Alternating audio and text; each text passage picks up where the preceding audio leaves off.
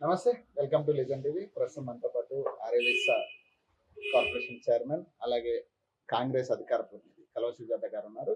ప్రస్తుత తెలంగాణ రాజకీయ పరిస్థితుల గురించి మాట్లాడి తెలుసుకునే ప్రయత్నం చేద్దాం. నమస్తే మేడం. నమస్తే అమ్మా. ఆఫ్టర్ 11 రోజులు ఈ రోజు సీఎం గారు తెలంగాణ రాష్ట్రానికి వస్తున్నారు. చెప్తారా, ఏం చెప్తారు? దిగ్విజయంగా 30,100 కోట్లు తీసుకొని తెలంగాణకి దిగ్విజయంగా తిరిగి వచ్చినటువంటి ముఖ్యమంత్రి గారికి శుభాకాంక్షలు, ధన్యవాదాలు. యావత్ తెలంగాణ యువత తరఫు నుంచి, తెలంగాణ అభివృద్ధిని కోరుకుంటున్నటువంటి కాంగ్రెస్ పార్టీ నుంచి రేవంత్ అన్నకి శుభాకాంక్షలు. యాజ్ ఏ ముఖ్యమంత్రిగా యాజ్ ఏ అన్నగా తెలంగాణ ప్రజల అభివృద్ధిని ఈరోజు ఆకాంక్షించి విదేశీ పెట్టుబడుల్ని తెలంగాణకి రావడానికి 11 రోజుల విదేశీ పర్యటన ముగించుకొని వచ్చినటువంటి అన్నకి మరోసారి శుభాకాంక్షలు. అంటే మీరేమో 40,000 ఉద్యోగాలు, కొత్త ఉద్యోగాలు తీసుకొస్తామని చెప్పేసి మొన్న అనౌన్స్మెంట్ ఒకటి వచ్చింది. అంటే పెట్టుబడుల రూపంలో మేము కొత్త ఉద్యోగాలు, ఒక 40,000 ఉద్యోగాలు ఖచ్చితంగా రాష్ట్రానికి వస్తాయని.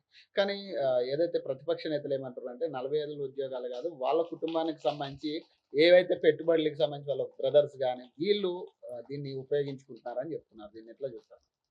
నాచనే నయాయితో ఆంగన్ తేడా అన్నారంట వెనకటికి ఎవడో ఒక్కడు. వాళ్ళకు నాట్యం చేయడానికి రాలేదు, భూమి వంకరున్నది అన్నారంట. కాళ్ళకు గజ్జె లేకపోతే భూమి వంకరుంది అన్నారు, కట్టం రాకపోతే భూమి వంకరున్నది అంట ఎవడో. అట్లాంటి వాళ్ళు మాట్లాడే మాటలకు మనం కూడా దాన్ని పరిగణలోకి తీసుకుంటే పరిపక్వత లేనటువంటి వ్యక్తులు మాట్లాడినటువంటి మాటలకి అర్థాలు ఉండవు.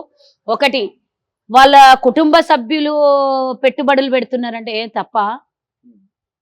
ఈరోజు ఏమన్నా దోచుకొని పెట్టట్లేదు కదా. ప్రభుత్వం వచ్చి 8 నెలలు అయింది, 1000 కోట్లు తీసుకొని పోయి తమ్ముని దగ్గర పెట్టి మళ్ళీ రిటర్న్ తెలంగాణకి తీసుకొచ్చేటంత మూర్ఖులు. అట్లా అనుకుంటే కేటీఆర్ తీసుకొని పోయి దాచిపెట్టిన 1 రూపాయన తీసుకొచ్చిండా, చూపించిండా, వాళ్ళ చుట్టాల రూపంలోనే పెట్టిండా. అట్లా మేం చేయాలనుకుంటే, నిజంగానే ఆ తప్పుడు పనులు చేయాలనుకుంటే మా తమ్ముడు జగదీశ్వర్ రెడ్డి గారు పెట్టుబడులు పెడుతున్నారని చూపించాల్సినటువంటి అవసరం లేదు కదా. ఇంకెవరో పెడతారు, ఎక్స్ వై ఇంకెవరో చాలా మంది ఉంటారు, ఎవరి రూపంలోనైనా పెట్టియచ్చు. బహిరంగంగా అందరి ముందు ఒప్పందాలు జరిగినాయి. ఆ ఒప్పందాల్లో భాగంగా 1000 కోట్ల ఒప్పందంలో జగదీశ్వర్ రెడ్డి వారి పార్ట్నర్ ఒక ఆయన ఉండడం అని తప్ప, తెలంగాణకి ఒక 1000 కోట్ల పెట్టుబడి వస్తే 500 మందికి ఉద్యోగం రావడం నీకు నచ్చట్లేదా? నీకు బాధగా ఉందా? యువత రోడ్డు మీద తిరగాలి, నువ్వు పట్టినప్పుడు జెండాలు పట్టమనాలి, నువ్వు కూలిస్తే జెండాలు పట్టాలి, లేదంటే రోడ్డు మీద ధర్నాలు చేయాలి, లేకపోతే వాళ్ళకు ఇబ్బంది పెట్టి ఎవరో ఒక యువకుడు ఆత్మహత్య చేసుకొని చచ్చిపోవాలన్నా? ఉద్యోగాలు వద్దా వాళ్ళకి? మనం ఇప్పుడు నేను ఒకటి కుటుంబ పాలన అంటే ఏంది? పెట్టుబడులు పెట్టిన వాళ్ళందరూ కుటుంబ పాలన. ఇప్పుడు హైదరాబాద్ లో ఎంతో మంది వ్యాపారస్తులై పెట్టుబడులు ఉన్నాయి, వాళ్ళందరూ రాజకీయానికే సంబంధం ఉంటారు, రేవంత్ రెడ్డికే చుట్టాలు అవుతారా వాళ్ళు? ఏం కేటీఆర్ అనుకున్నావా? ఎల్ఎన్టీలో పార్ట్నర్షిప్ కావాలి, షేర్ కావాలి, లేకపోతే హైదరాబాద్లో కట్టినటువంటి ప్రతి ఒక్క షాపింగ్ మాల్లో మాకు 20% వాటా కావాలి అనుకునేటంత మూర్ఖత్వం ఉన్న కాంగ్రెస్ పార్టీ రేవంత్ రెడ్డి గారు అనుకుంటున్నా. అట్లాంటివన్నీ ఉండవు. ఓపెన్ గా ఉంది కాబట్టి, తెరిచిన పుస్తకంలాగా ఉంది కాబట్టి ఎవరు పెట్టిండ్రు అనేది మీకు కళ్ళకు కనబడింది. అయినా ఆయన వ్యాపారం చేసుకోను, ఆయన ఉద్యోగం చేసుకోను, సంపాదించుకొని పెట్టుబడులు తీసుకొని వాళ్ళ సొంత డబ్బును తీసుకొని వచ్చి తెలంగాణలో పెడతా అంటే నీకు వచ్చిన నొప్పి ఏంది? రేవంత్ రెడ్డి గారు ఎన్ఆర్ఐ సభలో అమెరికాలో క్లియర్ కట్ గా మాట్లాడిండ్రు, ఎవరైనా తెలంగాణకి పెట్టుబడులు పెట్టడానికి రండి. ఎందుకోసం అంటే మీరు సంపాదించుకునే డబ్బు మీ కుటుంబంకో, లేకపోతే మీరు ఆస్తులు కొనుక్కోవడం కోసమో, లేకపోతే ఎస్టాబ్లిష్ మీ కుటుంబం కోసమో కాదు. అక్కడి నుంచి అక్కడ ఆ గడ్డ మీద పుట్టినటువంటి బిడ్డే విదేశాల్లో సంపాదించుకునే డబ్బుని మన రాష్ట్రాల్లో పెట్టుబడులు పెడితే ఒక 4గురికి ఉపాధి ఇచ్చిన వాళ్ళు అవుతారు. తెలంగాణలో కూడా మీకు సంస్థలు ఏర్పడతాయి అనే విధానాన్ని ఎన్ఆర్ఐస్తో క్లియర్గా పంచుకున్నారు. అందులో భాగంగా మరి జగదీశ్వర్ రెడ్డి ఎన్నో ఏళ్ల నుంచి అమెరికాలో ఉంటున్నాడు. ఆయన గాడ అందులో ఎందుకు అతీతమా? ముఖ్యమంత్రి సోదరుడు కాబట్టి పెట్టుబడులు పెట్టొద్దా వచ్చి? ఎస్, అఫ్ కోర్స్ వాళ్ళన్న ముఖ్యమంత్రి ఉన్నాడు, ఈజీగా పనులు అయితే అనుకొని పెట్టిండొచ్చు, తప్పేమున్నది? 500 మందికి ఉద్యోగం ఇప్పిస్తుండొచ్చు, తప్పేమున్నది? 500 మంది ఉద్యోగస్తులకు ఉద్యోగం దొరకడం వల్ల 500 కుటుంబాలు బాగుపడితే కేటీఆర్ సంతోషిస్తలేడా? అరే, ఒక వ్యవస్థ, ఒక అభివృద్ధి, ఒక వ్యాపారము, ఒక సంస్థ నిర్మాణం జరుగుతుంటే దాంట్లో కుటుంబ పాలన ఏంది? కేసీఆర్ బిడ్డలాగానో లిక్కర్ వ్యాపారమో చేసి కాంగ్రెస్ పార్టీ ప్రజల్ని మోసం చేస్తలేదు కదా. కేటీఆర్ చేసినట్ల ఎల్ఎన్టీ వాళ్ళ దగ్గర పార్ట్నర్షిప్ చేస్తలేదు కదా. లేకపోతే తెలంగాణలో దోపిడీ చేసుకున్నటువంటి డబ్బుతోని ఒక సొంత ఏరోప్లేన్ కొని, ఆ సొంత ఏరోప్లేన్ కుటుంబానికి పెట్టుకొని తను విదేశాలకు పోయి సొంత ఫ్లైట్లలో విదేశాలకు పోయి అక్కడ ఆయన డబ్బులు పెట్టి అక్కడి నుంచి తెలంగాణకు తీసుకొని వచ్చి ఈ పెట్టుబడులు ఆ పెట్టుబడులను చూపించినట్ల నీటి మీద రాసినట్లు అనుకున్నావా అది కాంగ్రెస్ పార్టీ అంటే? ఏదైనా కుల్లా మంత్రులు పోయినరు, రేవంత్ రెడ్డి గారు ఉన్నారు, ఆయన ఒక్కడితో ఒప్పందం జరిగింది కాదు. మా ఐటీ శాఖ మంత్రి శ్రీధర్ బాబు గారు ఉన్నారు, ట్రాన్స్పోర్ట్ మినిస్టర్ వెంకటరెడ్డి గారు ఉన్నారు, ఇంకా ఇతరత్ర పెద్దలు ఉన్నారు, మా ఎమ్మెల్సీ మహేష్ గౌడ్ గారు వెళ్ళారు, చాలా మంది నాయకులు వెళ్ళిండ్రు, మా స్పోర్ట్స్ చైర్మన్లు వెళ్ళిండ్రు. ఇంతమంది సమక్షాలలో ఒప్పందం జరిగింది కాబట్టి అది పబ్లిక్గా జరిగింది. కానీ మీలాగా 4 గడలు కేటీఆర్ ఎప్పుడన్నా పోయినప్పుడు ఎక్కడ ఒప్పందాలు జరిగినాయి, ఏ విదేశీయులతో పెట్టుబడులు పెట్టించడానికి ఏ బహిరంగంగా చర్చలు జరిగినాయి ఒక్కసారి చూపిమని ఆయనకి. ఇప్పుడు మేము బహిరంగంగా తెరిచిన పుస్తకాలలాగా చూపిస్తుండే నొప్పి వచ్చిందా? పనిలేనోడు మాట్లాడుతుంటే మనం దాని గురించి మాట్లాడు కాదు. రేవంత్ రెడ్డి గారు ఇక్కడికి వచ్చిండ్రు, 81,000 కోట్ల పెట్టుబడులు తీసుకొని వచ్చిండ్రు. ఈ 8 నెలల్లోనే 40,000 మందికి రాబోయే కాలంలో ఈ సంస్థల నిర్మాణం జరిగిన తర్వాత 40,000 మందికి ఉద్యోగ భర్తీ కూడా కాబోతోంది.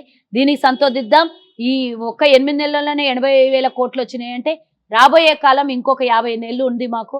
ఆ 50 నెలల్లో ప్రభుత్వం పూర్తిగా అనుకూలంగా ప్రజలకు అనుకూలంగా పనిచేసడంతో పాటు విదేశీ పెట్టుబడులు రావడానికి మనం అందరం కూడా ఆశించాలి, ఆ విధంగా కోరుకోవాలి.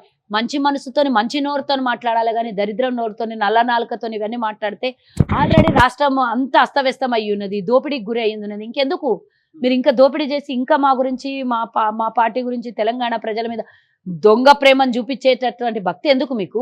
మరి అంటే కాంగ్రెస్ పార్టీ వచ్చి 8 నెలలు అవుతుంది, రాష్ట్రాన్ని నాశనం చేస్తున్నారు వీళ్ళు. కాంగ్రెస్ పార్టీ వచ్చిన తర్వాత నుంచి గురుకుల పాఠశాల విషయంలో కానీ లేదా స్టూడెంట్ ఉద్యోగాల విషయంలో కానీ వేరే ఇతరత్ర విషయాల్లో కూడా 10 ఏళ్లలో ఎంతమందికి ఉద్యోగాలు ఇచ్చిర్రో ఒకసారి చెప్పాలి. 30,000 ఉద్యోగాలు భర్తీ చేయలేదు. ఆ మొన్న మేము ఇచ్చినటువంటి 35,000 మంది ఉద్యోగాలకు మేమే దానికి మొత్తం ఎగ్జామ్స్ కండక్ట్ చేయించినాము, మేమే రిక్రూట్మెంట్ చేసినాము, అన్ని చేసినాము. అంటే మరి ఎందుకు వాళ్ళకి నియామక పత్రాలు ఇవ్వలేదు అని అడుగుతున్నాను నేను. వాళ్ళకు 1 సంవత్సరం వయోపరిమితి అయిపోయింది కదా, వాళ్ళ 60 ఏళ్ల వయసు లోపల రిటైర్మెంట్ టైంలో ఎందుకు ఇవ్వలేదు? మేము ఇస్తేనేమో మేము చేసింది మాకు పుట్టిన పిల్లల్ని మంది పుట్టిన పిల్లల్ని మా పిల్లలు అన్నారా అన్నట్టు. నువ్వేం చేసినావు? గుడిగాడిది పళ్ళు దొమ్మినావు, లేకపోతే ఫామ్ హౌస్లో వండుకున్నావు. నియామక పత్రాలు ఇవ్వడానికి కూడా చేత లేదా? ఏ ఎగ్జామ్స్ పెట్టినా లీకులు, లేకపోతే పోస్ట్ పోన్లు, కోర్టు కేసులు, ఇవి తప్ప ఏం చేసినాం? మొన్న జరిగినటువంటి గ్రూప్ ఎగ్జామ్ కానీ గ్రూప్ 2 ఎగ్జామ్స్ కానీ ఎక్కడన్నా చిన్న డిస్టర్బెన్స్ అయిందా? మేము ఈ విధంగా పోతున్నాం. మీకు పల్లెనోళ్ళు వచ్చి మా గురించి మాట్లాడి ఈరోజు ప్రజాపాలన సురక్షితంగా నడుస్తుంటే, ప్రజల సమస్యల్ని పరిష్కరిస్తుంటే 10 ఏళ్ల కాలంలో ఒక కొత్త రేషన్ కార్డు ఇవ్వకపోతే అప్పుడే మేము కొత్త రేషన్ కార్డులను ఇవ్వడానికి మొదలుపెట్టినాం. 55,000 మంది ఆన్లైన్లలో అప్లికేషన్స్ మీ సేవ ద్వారా మార్పులు చేర్పులు కూడా చేసుకోవడం జరిగింది మీ సేవలలో. మీరు ఎప్పుడన్నా మీ దరిద్రం బతుకుకి చచ్చిపోయిన వాళ్ళని డిలీట్ చేసి వాళ్ళకు పుట్టినటువంటి పిల్లలు, కొత్తగా పుట్టినటువంటి పిల్లలు, కొత్తగా వచ్చినటువంటి కోడలు, పిల్లలు పెద్దగైన వాళ్ళు, లేకపోతే పుట్టినటువంటి ఎవరినన్నా యాడ్ చేసిండ్రా మీరు ఇంతవరకు రేషన్ కార్డులలో? ఈరోజు అన్ని వ్యవస్థల్ని మేము సక్రమంగా గాడిన పెట్టే ప్రయత్నం మేము చేస్తున్నాం. మీరు చేసింది ఇంత అంతనా? అల్లకల్లోలం ఇన్ని చేస్తున్నా మా మీద ఏడుస్తుంటే మీకు ఇంకేమనాలి? ఒక పక్క లాఠీ చార్జీలు, ఒక పక్క అత్యాచారాలు, ఎవరికి లాఠీ చార్జీలు చేశారు? మీరు చూసి ఉంటారు. మొన్న కూడా ఇక్కడ శంషాబాద్ దగ్గర ఒక మహిళ మీద లాఠీ చార్జ్ జరిగింది. దాని గురించి లేదు దాని మీద పూర్తి స్థాయిలో కాంగ్రెస్ దానికి ఒకటి ఎస్సీ మహిళ, దాని మీద మా SC chairperson, finance chairperson Pritam Nagar వెళ్ళి, అంతకుముందే ఆ షాద్ నగరే కదా నువ్వు అనేది, షాద్ నగర్ లో ఆ మహిళ ఇంట్లో గ్లూకోజులు పెట్టుకుంటుంటే, సెలైన్ పెట్టుకుంటుంటే, డబ్బు లేక ఇబ్బంది పడుతుంటే ఆ నియోజకవర్గం ఇన్ఛార్జి, ఎస్సీ సెల్ ఇన్ఛార్జే వెళ్ళి ఆమెని సొంత కారులో తీసుకొని పోయి ఆసుపత్రిలో జాయిన్ చేయడం జరిగింది. ఇమీడియట్ గా 5 మంది కానిస్టేబుల్, ఒక సిఐని సస్పెండ్ చేయడం జరిగింది. ఇంత స్పీడ్ గా మీ హయాంలో ఎప్పుడైనా జరిగినాయా? అది మేం చేయమని చెప్పలేదు. ఒక్కడు చేసిన తప్పుని పూర్తిగా పోలీస్ వ్యవస్థ మీద. ఎందుకంటే మనం చూసిన హ్యాబిట్స్ లో పోలీస్ స్టేషన్ లో ఒక చిన్న పిల్ల కిడ్నాప్ అయితే 24 గంటలలో ఛేదించి తీసుకొచ్చినటువంటి పోలీసులు కూడా ఉన్నారు. గతంలో మేము చెప్పినాం కేసీఆర్ అండర్ లో పోలీస్ వ్యవస్థ నడిచిందని. కానీ ఇప్పుడు మేము అన్నిటినీ కూడా ప్రక్షాళన చేస్తున్నాం. మంచి వాళ్ళని చెడ్డవాళ్లతో కలపొద్దు, అన్నింటినీ ప్రభుత్వంతో పోల్చొద్దు. ఎందుకంటే మాకు ఇమీడియట్ గా వాళ్ళెవరు వచ్చిన ఫస్ట్ ప్రతిపక్షంలో ఉన్న, గతంలో ఏ ఇష్యూ జరిగినా ఫస్ట్ కాంగ్రెస్ పార్టీ పోతుండే, ఆ రోజు ప్రతిపక్షం పోతుండే. అధికార పార్టీలో ఉన్న మహిళా కమిషన్ రాకపోతుండే, అధికారంలో ఉన్నటువంటి ఒక మహిళా ఎమ్మెల్యే మంత్రులు ఎవరు రాకపోతుండే, ఫస్ట్ మేము చేరుకుంటుండే వాడికి. కానీ ఇప్పుడు కూడా మళ్ళీ మేమే చేరుకుంటున్నాం. ఎందుకంటే అది మేమేమి ఎవరినేమి ఇబ్బంది పెట్టమని చెప్పలేదు. దా మాకున్నటువంటి స్వభావం అది, మాకున్నటువంటి మంచితనం అది. అంటే ఎవరన్నా ఆ మహిళను కొట్టమని పురమాయించిండ్రా ఎవరినన్నా కానిస్టేబుల్ని? ఉమ్, జరిగిన దానికి మేము చేసినాం కదా. ఉమ్, వ్యవస్థ తప్పు చేసినా ప్రభుత్వాన్నే నిందిస్తారు. కాబట్టి ఆ వ్యవస్థ తప్పు జరగకుండా ఇమీడియట్గా యాక్షన్ తీసుకున్నాం కదా. బట్ ఆ గ్రౌండ్లో అక్కడ వెళ్ళి ఫస్ట్ పనిచేసింది మా వాళ్ళు, ఉమ్, రాష్ట్ర స్థాయి నాయకులు వెళ్ళి పనిచేసిండ్రు అక్కడికి. ఉమ్, ఆ మహిళ మీద జరిగినటువంటి అన్యాయం మీద ఇట్లాంటి మాటలు మాట్లాడొద్దు అని చెప్తున్నాను నేను వాళ్ళకి. ఉమ్, ఏడబడుకున్నాడో వాళ్ళ అయ్యని ఫస్ట్ రమ్మని బయటికి ఇప్పటికైనా. ఉమ్, గతంలో ఏమి ముఖ్యమంత్రి వచ్చి డైరెక్ట్గా అందరితో కలిస్తేనే పనులు అవుతాయా? ఆయన కింద స్థాయి కేడర్ అంతా పనిచేస్తుంది, కరెక్ట్ పనిచేసినప్పుడు ఆయనతో ఏం పని అన్నారు. ఇప్పుడు ప్రతిపక్ష నాయకునిగా కూడా మళ్ళీ అదే మాట మాట్లాడతారా మీరు? మీ అయ్యే ఫామ్ హౌస్లో అనుకుంటాడు, నువ్వు ట్వీట్ చేస్తావు, ఇంకేం పని ఉన్నది మీకు? ఉమ్. కానీ అది ఒకటండి, గురుకుల పాఠశాల విషయాలకు వస్తే డెవలప్మెంట్ లేదు పాఠశాలలకి.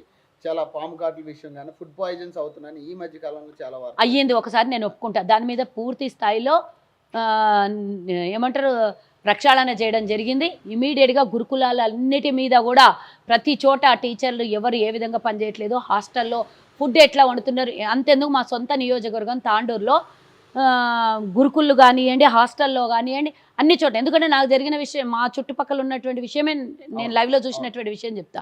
అక్కడ గతంలో ఉన్నటువంటి వ్యవస్థ ఫుడ్ ఎలాంటి కాంప్రమైజ్ కావద్దు, వీళ్ళు పాసిపోయిన అన్నము, పురుగులు అన్నం పెట్టి ఇబ్బంది పెట్టినటువంటి రోజులు కూడా ఉన్నాయి. మనం లైవ్లో ఎన్నోసార్లు మాట్లాడుకున్నాం.